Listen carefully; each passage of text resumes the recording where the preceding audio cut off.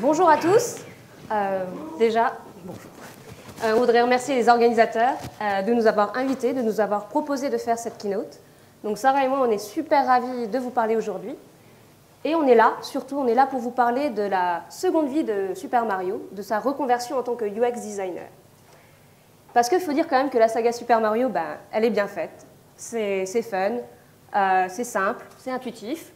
Donc si c'est pas lui, au pire, c'était peut-être son créateur, qui était en avance sur son temps, qui avait des bonnes idées, qui était peut-être UX designer.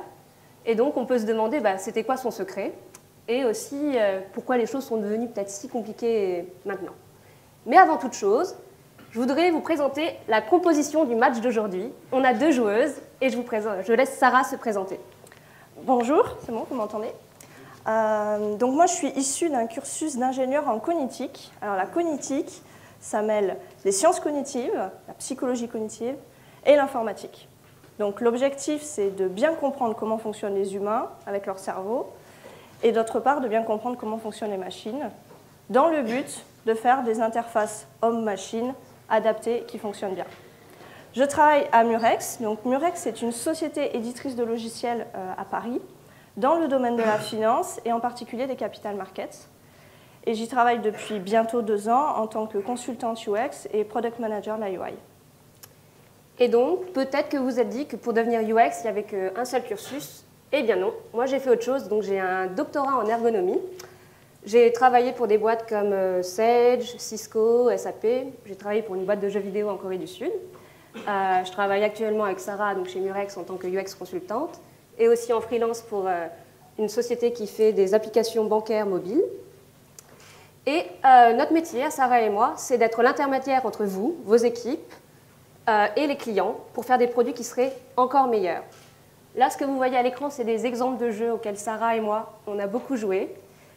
Aussi l'ensemble des consoles sur lesquelles on passe beaucoup de temps. Donc ce qu'on souhaite vous dire, c'est que finalement, vous et nous, on est bien là.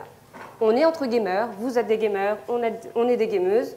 Donc on pense qu'on parle le même vocabulaire. Et puis, on ne va pas se leurrer. Hein. Si on devait se projeter dans 50 ans, je pense que vous, comme nous, on jouera encore aux jeux vidéo. Alors nous tous, en tant qu'utilisateurs de jeux vidéo, on a déjà rencontré des problèmes d'expérience utilisateur, parfois sans s'en rendre compte. Mais essayez de vous rappeler un peu les fois où dans un jeu, il y a des détails qui vous ont agacé, voire énervé. Voilà, c'était l'expérience utilisateur. L'expérience utilisateur, elle est partout, dans les jeux vidéo, dans tous les autres produits. En fait, à partir du moment où il y a une seule personne qui utilise un produit, c'est de l'expérience utilisateur. Et il faut bien se rendre compte qu'en France, on est un peu en retard là-dessus. La UX, elle n'est pas très bien rentrée dans les mœurs, dans les process en entreprise. Il y a d'autres pays de l'autre côté de l'Atlantique où c'est beaucoup plus intégré. Donc voilà, on va essayer de rattraper ce retard et on va essayer de commencer par prendre de bonnes habitudes. Et la première bonne habitude qu'il faut prendre, c'est d'essayer de se poser cette question systématiquement au début d'un projet. Qui sont-ils, nos utilisateurs? Parce que c'est pour eux qu'on développe nos produits. Donc ça, c'est vraiment la base de la conception centrée utilisateur. Dans le domaine des jeux vidéo, on dit en général qu'il y a 4 types de joueurs. On va trouver les combattants, qui aiment la compétition, le combat. Les accomplisseurs, qui aiment bien se perfectionner, maîtriser, collectionner. Ensuite, il y a les socialiseurs qui vont vraiment avoir besoin d'interaction avec les autres joueurs. Et le dernier profil, ce sont les explorateurs qui vont avoir besoin peut-être d'un peu plus de liberté pour explorer, pour découvrir, essayer des choses, etc. Donc en général, on est un mélange assez équilibré entre ces différents profils, avec un profil qui va ressortir, un profil qui va être dominant. Et en fait, ça va avoir un impact, parce qu'en fait, on n'aura pas du tout les mêmes motivations et les mêmes objectifs quand on va jouer. Donc si je prends un exemple concret, un combattant, il va souvent regarder le classement entre les joueurs. C'est super motivant pour lui parce qu'il voit qui est devant lui, qui il doit doubler, entre guillemets, qui est derrière lui, qui est potentiellement dangereux. Donc c'est vraiment une source de motivation. Voilà, il va regarder ça régulièrement. L'accomplisseur, il va potentiellement regarder, bien sûr, mais il va accorder beaucoup plus d'importance une progression objective et pas relative aux autres joueurs. Il va apporter beaucoup plus d'importance à une progression comme les niveaux, par exemple, ce qui va être beaucoup plus parlant pour lui, pertinent. Donc on voit qu'en fonction des utilisateurs auxquels on s'adresse, on ne doit pas construire nos systèmes, nos produits de la même manière. Ça ne va pas leur parler de la même manière. Les utilisateurs sont tous différents. Ici, vous avez un exemple de deux gameuses avec un profil assez différent, bien que le côté socialiseur et accomplisseur soient relativement les mêmes. On voit quand même qu'Alexandra a un aspect beaucoup plus combattant que moi, et moi, c'est plutôt l'aspect explorateur qui est développé. Alors, quelles conséquences ça a? Eh bien, on ne va pas jouer au même jeu. Vous l'avez vu dans la première slide de présentation. On ne va pas jouer au même jeu, puisque les jeux ne vont pas nous fournir les mêmes objectifs, ceux qu'on attend d'un jeu.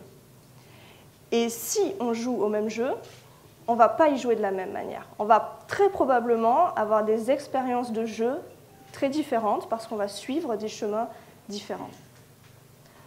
Donc peut-être que vous, dans vos entreprises, vous ciblez un public très large.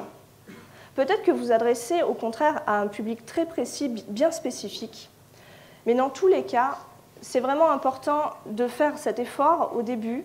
C'est ce qu'on appelle la UX Research, de se poser des questions sur nos utilisateurs, qui sont-ils, afin de pouvoir adapter ensuite nos produits.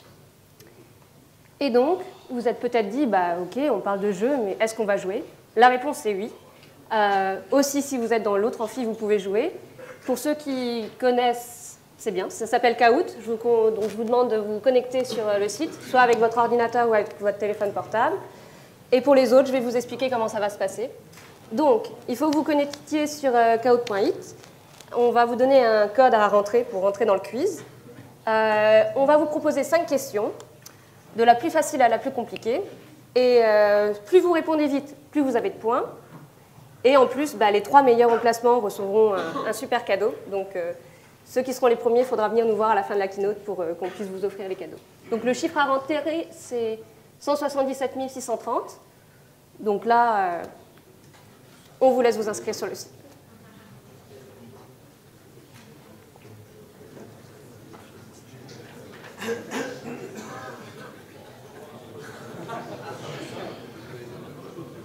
Donc on compte sur vous, il y aura des choses faciles, il y aura des pièges.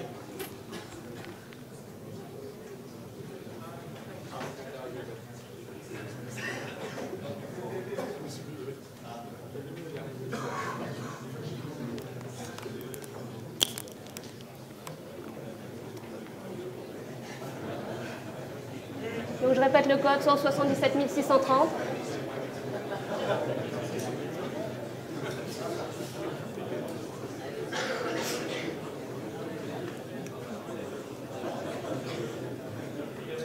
Donc à chaque fois, vous allez avoir la question qui s'affiche sur l'écran, 4 typologies de réponses, et sur votre téléphone, vous aurez les 4 couleurs qui correspondent aux réponses. Vous aurez 30 secondes pour répondre, donc il faut aller vite.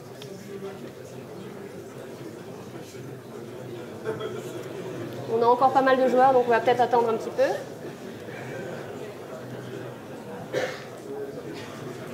Ça se stabilise à 200, j'ai l'impression. Ok. On y va. Je pense qu'on va commencer. Je sens qu'on s'arrive encore. On va attendre encore 10 secondes.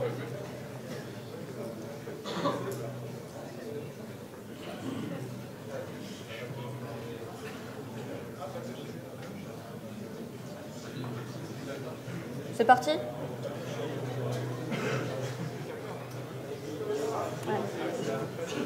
On va commencer avec la première question. J'espère que vous êtes prêts. Bonne chance à tous. Dans un projet, quand devrait-on travailler avec l'équipe UX ? 4 types de réponses.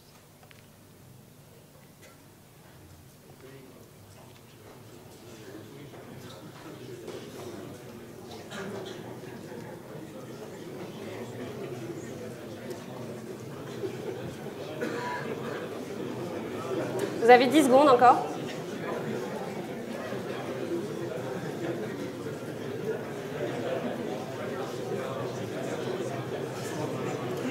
Je vois qu'il y a beaucoup de bonnes réponses. Du coup, effectivement, c'est tout au long du processus. On ne blâme que la personne qui a répondu quand le produit est commercialisé, parce que c'est déjà un peu tard. Mais bon point. On peut passer à la suite pour... Donc pour l'instant, Ramzi est premier. Pour l'instant. On va passer à la suite, à la deuxième question. Basé sur ce dont vous a parlé Sarah plus tôt, quel est le profil de joueur le plus rare parmi les 4?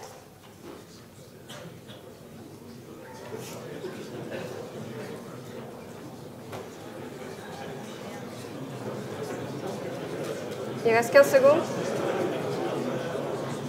Je vois que ça cogite beaucoup.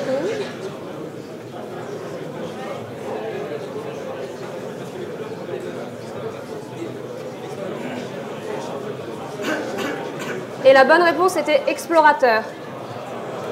C'est le profil le moins courant dans la population. Et pour l'instant, c'est MZK qui est passé premier. On peut passer à la troisième question. Alors, je pense que vous connaissez tous le personnage de Todd dans Super Mario. On vous demande quelle est la partie blanche et rouge. Qu'est-ce que c'est?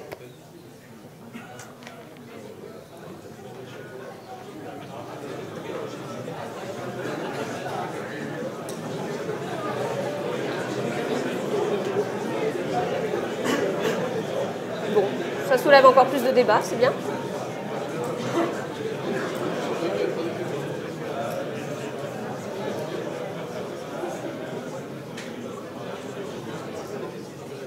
La bonne réponse, c'était sa tête. Et donc, il y a eu beaucoup de personnes qui se sont trompées, mais effectivement, c'est bien sa tête. Alors, le meilleur joueur pour l'instant, c'est Stitch, qui vient de passer premier. Et on peut passer à la quatrième question. Quel est le jeu vidéo qui a été le plus vendu en 2017 en France ?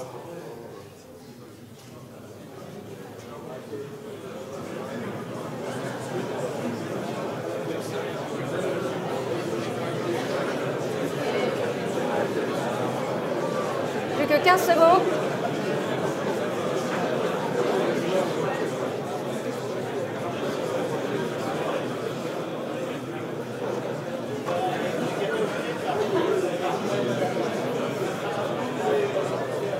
Et la bonne réponse était FIFA 2018. Alors pour explication, donc c'était FIFA 2018 qui était le premier. Call of Duty, c'était la deuxième meilleure vente. Legend of Zelda était la troisième. Et Assassin's Creed était cinquième au classement. Tout ça pour dire que FIFA se vend toujours très bien. Parce que mine de rien, il est facile à jouer. On va passer à la suite du coup. Stitch est toujours premier pour l'instant. Et enfin, dernière question. On a choisi des anecdotes sur les jeux vidéo. Il faut choisir quelle anecdote est fausse.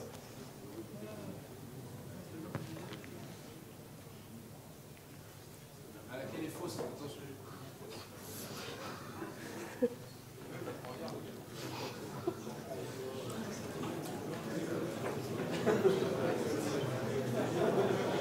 Plus que 10 secondes.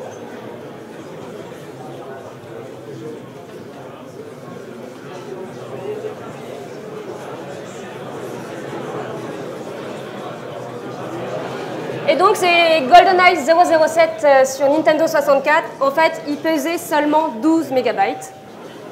Donc c'est l'anecdote qui est fausse. Tout le reste, c'est vrai. C'est vraiment le concepteur de Pac-Man, en voyant la forme de la pizza, qui a imaginé Pac-Man. Je vois que ça suscite beaucoup de réactions chez vous. Il y a vraiment beaucoup de bébés qui sont appelés Mario dans 83.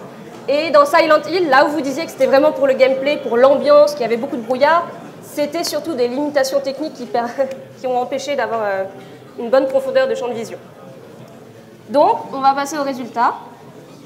Donc, on demandera à la fin de la keynote à Stitch, Stro et à John DBS de venir nous voir pour qu'on leur donne leur cadeau. Qu'est-ce qu'on peut retenir de ce petit quiz? Deux choses déjà. Je pense que ceux d'entre vous qui étaient le plus prompts à jouer, qui étaient très impatients de jouer, c'était peut-être ceux qui avaient un profil plutôt compétiteur, fighter peut-être. Et une fois de plus, comme depuis de nombreuses années, FIFA 2018 continue à très bien se vendre. Donc, finalement, comme on disait, ça reste un jeu, mine de rien, qui est quand même assez simple. Et est-ce que c'est le cas de tous les autres jeux? C'est ce qu'on va voir maintenant. Donc maintenant, on va vous parler concrètement d'exemples tirés des jeux vidéo, parce qu'on est là pour ça aussi. Donc je vais commencer avec un jeu mobile qui s'appelle Summoner's War. Est-ce que des gens dans la salle connaissent? C'est pas très connu du coup. Donc c'est un jeu sud-coréen de type RPG. Donc comme dans tout RPG, on a du PVP, player versus player, du PVE, il y a un mode scénario, on peut collectionner des monstres, on peut faire du temps réel, des combats. Il y a pas mal de choses assez bien faites. Le jeu s'est téléchargé à 90 millions d'exemplaires, donc ça ne veut pas dire qu'il y a 90 millions de joueurs, mais en tout cas c'est un jeu qui s'est quand même bien téléchargé. Et malgré tout, dans ce jeu, il y a des petits problèmes. Par exemple, comme je vous disais, il y a un système de monstres, et j'ai plusieurs endroits dans le jeu où je peux aller les consulter. Ça peut être très bien depuis mon inventaire, depuis le scénario pour aller faire des matchs, depuis mon lieu de stockage, et à chaque fois, comme vous pouvez le voir, l'ordre des monstres est différent. Et on ne peut pas anticiper à l'avance quel monstre on va avoir en tête de liste. Donc on suppose plus ou moins que des fois c'est basé sur la récence, si je l'ai utilisé récemment, quand est-ce que je l'ai reçu, des fois c'est par type. Mais en tout cas, toujours est-il que quand je veux faire du combat à temps réel, j'ai besoin d'être rapide, de sélectionner mon monstre rapidement, et là je vais avoir du mal à le retrouver, ce qui est dommage. Autre chose aussi qu'on a dans le jeu, c'est un système de chat, c'est normal, on veut pouvoir communiquer avec les autres joueurs, et je vous montre comment ça se passe dans ce jeu. On a une zone en bois, en bas, mais si on tape dessus, on a une zone en haut de l'écran qui va apparaître, où je peux soit commencer à chatter, mais c'est aussi cette zone qui me sert à changer de numéro de chat de channel en fait. Donc, on sent que c'est quand même un peu compliqué alors qu'on n'est même pas rentré dans le jeu, on voulait juste communiquer avec d'autres joueurs. Autre besoin standard, c'est de vouloir quitter une guilde. Et pour quitter sa guilde, on ne peut pas du tout anticiper le chemin qu'il faut prendre. Donc là, je vais vous montrer aussi. Il faut aller dans Communauté. C'est le deuxième onglet Guilde, mais c'est celui-ci qui est ouvert. Je vais aller dans Membres de guilde. Donc si j'ai beaucoup de membres, je vais devoir scroller en bas de la page. Et c'est là que je vais trouver en tout petit le Quitter la guilde. Et une fois de plus, on ne pouvait pas deviner, alors qu'en fait, c'était un besoin relativement simple que tout le monde a. Donc ça n'a pas été très bien pensé. Et enfin, on a des messages dans le jeu, parce que c'est légitime. Peut-être que j'ai des monstres que je veux améliorer, donc je vais mettre des très bonnes runes sur mes monstres. Donc je vais avoir plusieurs choix. Peut-être que je vais aller dans le magasin, dans le shop, et je vais pouvoir sélectionner des runes, comme vous pouvez voir ici. Et admettons qu'on veuille en acheter une. Peut-être que je vais avoir ce message qui me dit « somme max dépassée », ce qui n'est pas forcément très clair. Une autre manière d'avoir des runes dans le jeu, c'est dans sa boîte de réception.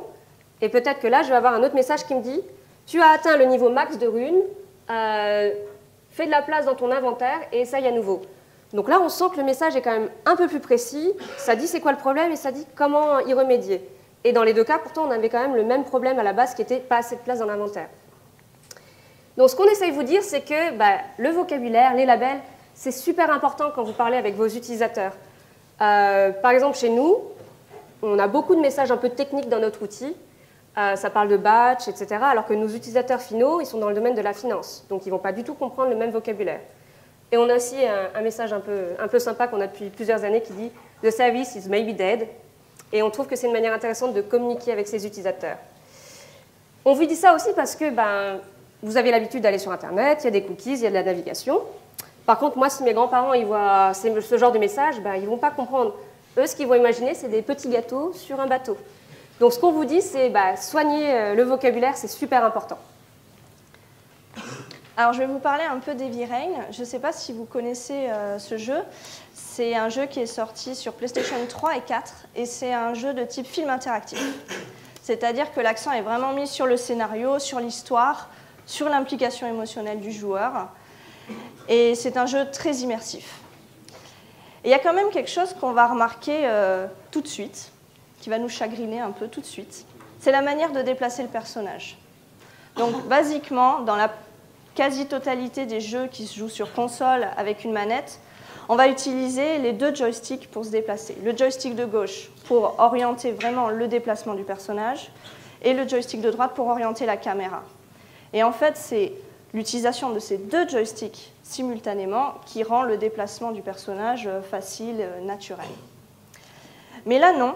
Là, on me demande d'appuyer constamment sur R2, donc le bouton à l'arrière, à droite, pour mettre le personnage en déplacement, en mouvement.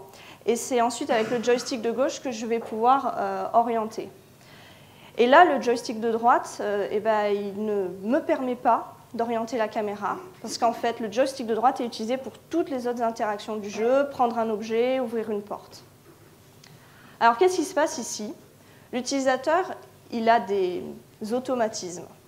Là, c'est vraiment, sur tous les jeux, quand on se déplace dans un univers 3D, on va utiliser ces commandes-là. Et là, ces automatismes ne sont pas respectés. Je vous promets qu'à chaque fois qu'on revient sur ce jeu, si on a joué à d'autres jeux entre-temps, on se trompe, parce qu'on a oublié, on reprend ses habitudes. Et donc là, on est mis en difficulté et on ne voit pas forcément de bonnes raisons. Je vous présente une autre séquence de Heavy Rain. Donc dans cette séquence, le personnage doit se faufiler entre des fils électriques haute tension. Et pour ça, le joueur doit appuyer successivement sur plusieurs touches et les maintenir jusqu'à ce que l'obstacle soit franchi. Et là, je peux vous le dire, ça devient compliqué quand il faut appuyer sur 5 touches simultanément, qu'on ne connaissait pas ces touches à l'avance, donc on n'a pas optimisé l'emplacement de ses doigts. Donc je vous laisse regarder ce que ça donne et vous pouvez prêter une attention particulière à la manière dont je suis obligée de positionner mes doigts. Ce n'est pas très conventionnel.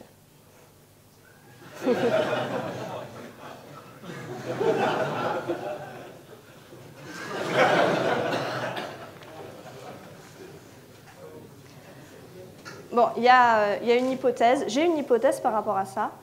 En fait, là, vous voyez bien que le personnage dans le jeu, il est face à une difficulté physique importante. Hein, il a l'air de galérer un peu. Je pense que pour renforcer le côté immersif du jeu, ils ont voulu retranscrire cette difficulté physique vécue par le personnage sur le joueur, en lui demandant de se contorsionner d'une autre manière, mais voilà, de se contorsionner physiquement pour franchir l'obstacle. Donc, je pense qu'à la base, l'idée, c'était vraiment de renforcer le côté immersif. Mais quelle est la conséquence? Parce qu'en fait, c'est compliqué. Et donc, la conséquence, c'est que je suis obligée de me concentrer sur mes mains. Et je sors de mon expérience de jeu. Je ne suis plus dans l'histoire, je suis juste en train de réfléchir à comment je vais faire pour appuyer sur toutes ces touches. Donc, ça va un peu à l'encontre de ce qui était voulu. Alors là, la manette, qui est l'interface physique entre le joueur et son jeu, elle est source de difficultés, alors qu'elle devrait être utilisée de manière fluide, naturelle, complètement intuitive, pour renforcer ce côté immersif. Donc vous, dans vos produits, il y a probablement une très grande complexité technique derrière, mais ça ne doit pas retranscrire sur l'interface. L'interface, elle est là pour que l'utilisateur arrive à atteindre son objectif. Elle doit juste faciliter les interactions entre votre système et l'utilisateur. Donc là, je vais vous parler de Dragon Age. Du coup, c'est plutôt connu, c'est un RPG. Et comme dans tout système de RPG, je vais avoir des items, armure ou armes. Et quand je veux comparer deux éléments, regardez ce qui se passe. Ça recouvre mon écran, donc ça cache ce que j'avais en dessous. Peut-être que l'information qui m'intéressait, c'était en bas et je dois faire un double scroll. Donc on voit que c'est quand même pas bien pensé. Et il y a pire. Il y a un système aussi de crafting. Et quand je vais crafter deux objets, je ne vais pas pouvoir les comparer du tout. Donc peut-être que les concepteurs se sont dit, c'est pas grave, il y a que 3 informations, peut-être plus 12, 6 et moins 3, et l'autre, il y a plus 7, 4 et moins 2. Ce n'est pas beaucoup d'informations à retenir. Mais malheureusement, non, en fait, la mémoire, c'est très subjectif. Dès qu'on vous parle, vous comme nous, on est sorti de l'interaction.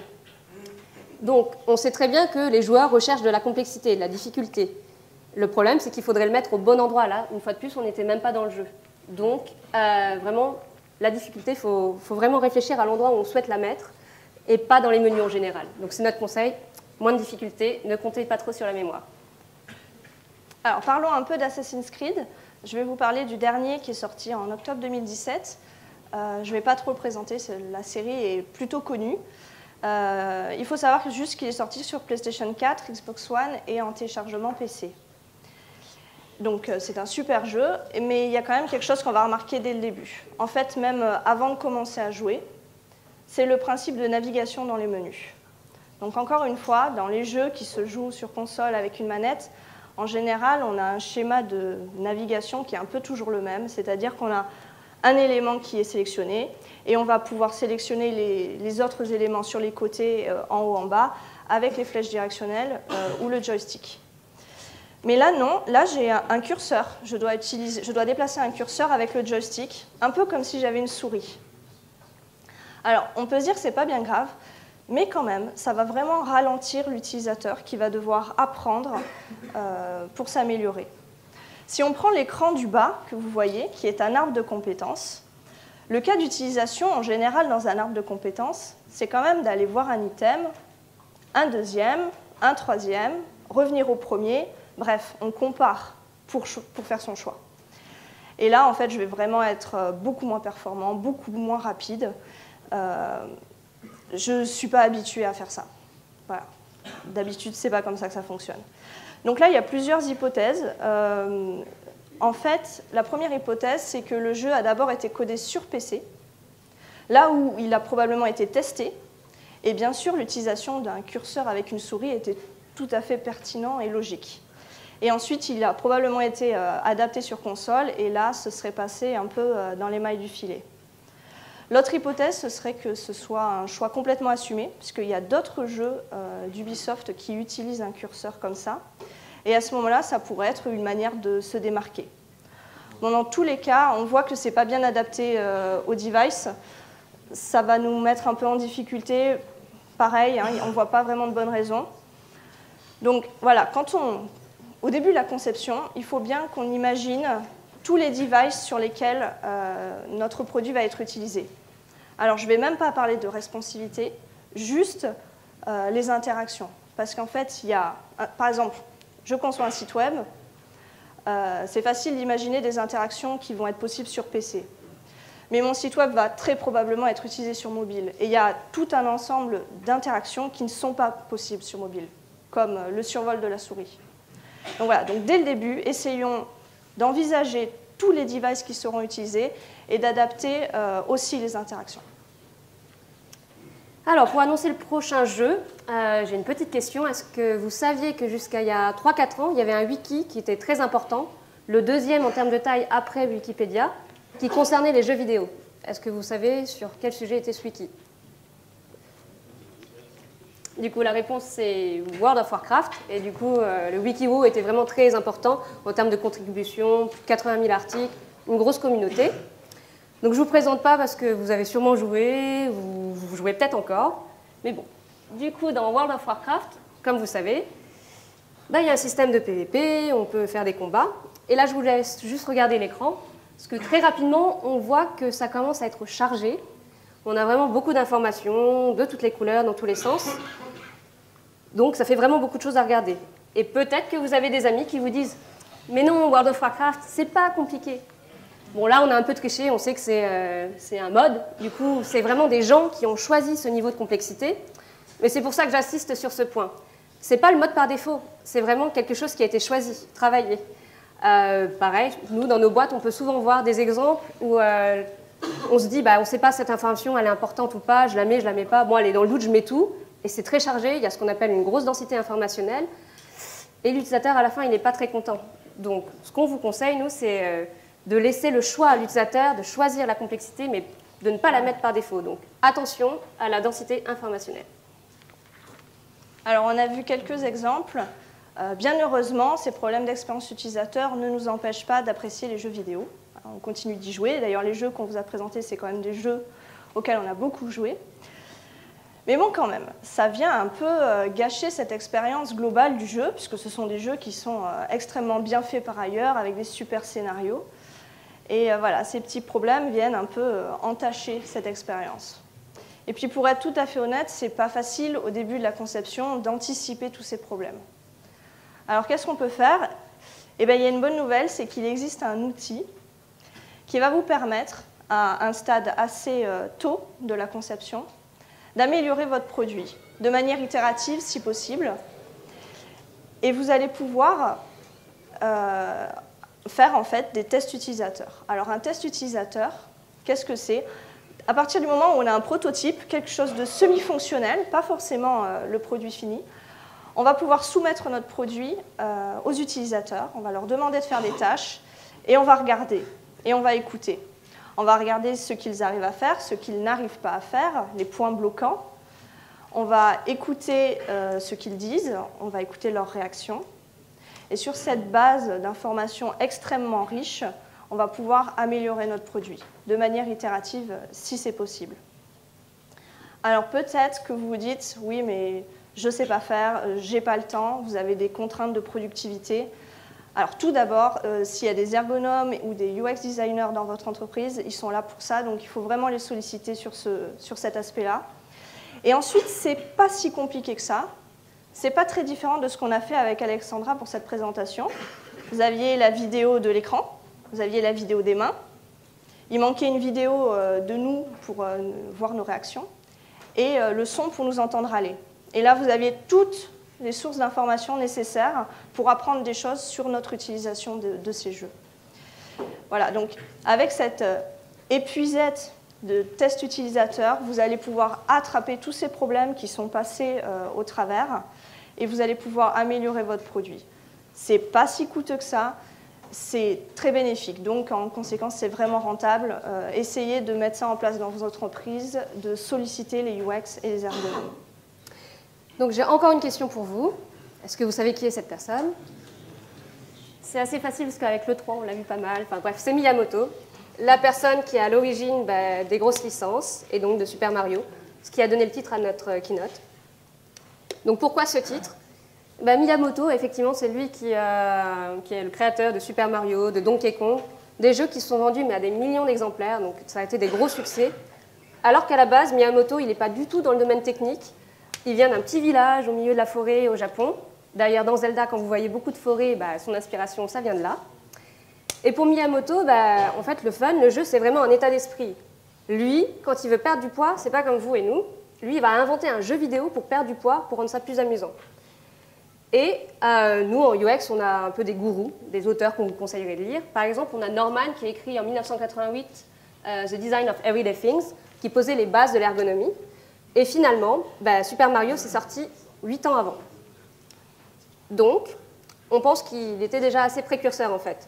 Il avait déjà en tête ce qu'on appelle le design centré utilisateur. Donc maintenant, on en parle beaucoup dans les boîtes. C'est un peu un buzzword, c'est une manière aussi de rassurer les clients, genre, mais si, on travaille avec vous, vous inquiétez pas. Et donc lui, il s'est intéressé à l'objet de base qui est la manette. Sarah en parlait tout à l'heure, c'est très important. Il s'est vraiment posé en se disant, mais comment je peux faire un objet simple qui plaise à l'utilisateur, qui marche bien? Et c'est comme ça qu'il est arrivé avec ce device qui a très bien marché. D'autre part, il a toujours en tête des questions du type comment créer de la joie, comment faire en sorte que mon utilisateur s'amuse, que ça lui plaise. Il est parti du principe que finalement, quand on a des petites victoires, c'est un sentiment d'accomplissement et donc on se sent bien. Et si on réfléchit à ces jeux, c'est bien une succession de petits niveaux qui donnent des petites victoires et donc des petits sentiments positifs. D'autre part, on sait aussi que quand on a un objectif clair en tête, quand on sait là où on doit aller, on se sent plus rassuré, moins stressé, donc on est plus à l'aise. Donc c'est quelque chose qu'il essaye de faire aussi. Parfois, dans les jeux, il y a un peu de difficulté. Par exemple, si on arrive à ce moment-là et qu'on meurt, on ne va pas réapparaître exactement au même endroit. On va réapparaître un peu plus tôt dans le jeu, quand c'était un peu plus simple. Et là, on va ressavourer un peu ce moment de facilité pour être fort, d'attaque, pour attaquer le monstre un peu plus fort ou le boss. Et d'autre part, ce qu'on sait, c'est que les blagues, ça marche. C'est prouvé scientifiquement que ce qui fait rire dans une blague, c'est la chute, c'est la surprise à la fin. Et finalement, Miyamoto, il essaye de faire ça partout dans ses jeux, de surprendre son joueur par le gameplay, par le boss, par des petits éléments, et pour apporter donc, une fois de plus, ces petits sentiments de satisfaction pour le gamer. On pourrait se demander aussi d'où vient son inspiration. Par exemple, dans Super Mario, il y a un mouvement de caméra qui suit le personnage principal, et finalement, c'est un élément fort de narration. Et ça lui vient de son métier passé. Je ne sais pas si vous saviez qu'il était illustrateur. Et du coup, tout ce qu'on voyait dans les mangas, dans les comics, ce mouvement de caméra, etc., en fait, ça l'a inspiré pour les jeux vidéo. Et ça a ensuite été repris. D'autre part, on parle aussi beaucoup de storytelling dans les boîtes, aussi un buzzword. Mais ça dit juste qu'en fait, pour que ça marche, que les gens s'identifient, il faut qu'une histoire soit simple. Comme ça marche pour tout le monde. Et si on reprend Donkey Kong, c'est quand même très simple. On a bien un charpentier qui doit sauver une princesse d'un gros méchant singe. Donc c'est très simple, très basique, mais du coup on comprend rapidement et on peut se mettre dans l'histoire. Et enfin, si je vous parle d'un petit personnage, Alice, qui mange des champignons pour devenir plus ou moins grande ou petite, ça vous rappelle Super Mario. Et clairement, il a vraiment dit que ça l'avait inspiré pour faire ce qu'il a fait. Et donc ce qu'on essaye de vous dire par là, c'est que c'est sûrement quelque chose que vous faites déjà. Vous inspirez de choses qui viennent de vos autres métiers, d'autres domaines que de celui où vous êtes actuellement. Et ça a permis d'enrichir votre projet, votre travail, et on trouve c'est très bien. Donc continuez comme ça. Encore une question. Vous savez le nom de ce monstre marron ici? C'est un Goomba. Oui, j'ai entendu la bonne réponse. Et du coup, nous, ce qu'on dit, c'est que ce Goomba, il est très affordant. Et l'affordance en UX, c'est super important. L'affordance, c'est la capacité d'un objet à suggérer sa propre utilisation. Et ce Goomba, quand il s'approche vers vous, il a l'air méchant, il avance pas très rapidement, donc ce qu'on a envie, c'est de le tuer. Et il a une tête ronde, on a envie de lui sauter dessus.